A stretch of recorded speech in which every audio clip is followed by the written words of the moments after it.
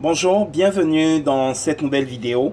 Dans cette vidéo, nous allons voir comment un courtier peut paramétrer une NFC card, donc une carte sans contact, et ensuite comment l'utilisateur peut utiliser cette carte pour effectuer des achats auprès d'un marchand. Donc la première chose, on va se connecter en tant que courtier. Donc je vais me connecter comme le courtier en dollars canadiens. Oups, excusez-moi. Bon, là, voilà, là c'est fait. Ok, et le mot de passe. Et je fais soumettre. Voilà, connecté en tant que le courtier, si vous descendez, vous voyez ici, il y a un onglet administrer les cartes NFC. Donc, vous avez plusieurs options. On va venir sur initialiser. Et il y a deux options ici, choisir initialiser et personnaliser. Donc, je peux choisir l'utilisateur auquel je veux attribuer cette carte. Je vais dire que je veux attribuer à l'utilisateur A. Et donc, initialiser et personnaliser. Ici, j'ai une carte NFC vierge. Donc, c'est celle-là que je vais utiliser pour pouvoir faire l'opération. Donc, je vais cliquer sur initialiser et personnaliser. Et là, il me demande de passer la carte en arrière.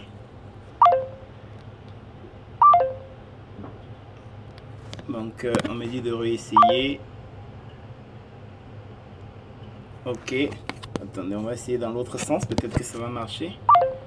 Ok. Ça me dit, veuillez formater la carte et essayer à nouveau. Donc, on va formater la carte. Hein. On va faire ce qu'ils disent. Hein. Ok. Donc, on va ensemble dans le processus. Donc, si je reviens ici, il y a une option toujours dans l'onglet. Non, pas là. On continue. L'option formater. Êtes-vous sûr de vouloir formater la carte? Oui. Et là, ça me dit de passer la carte. La carte a été formatée avec succès, mais ne peut être annulée. Donc, on va venir à nouveau sur initialiser. Initialiser et personnaliser. On veut donner cette carte à l'utilisateur A. On vient sur initialiser et personnaliser. Et là, ça nous dit de passer la carte. On croise les doigts. Voilà. Donc là, c'est réussi. La carte a été initialisée et personnalisée pour l'utilisateur A. On va essayer on va voir tout de suite si ça fonctionne. On est toujours sur le compte du courtier.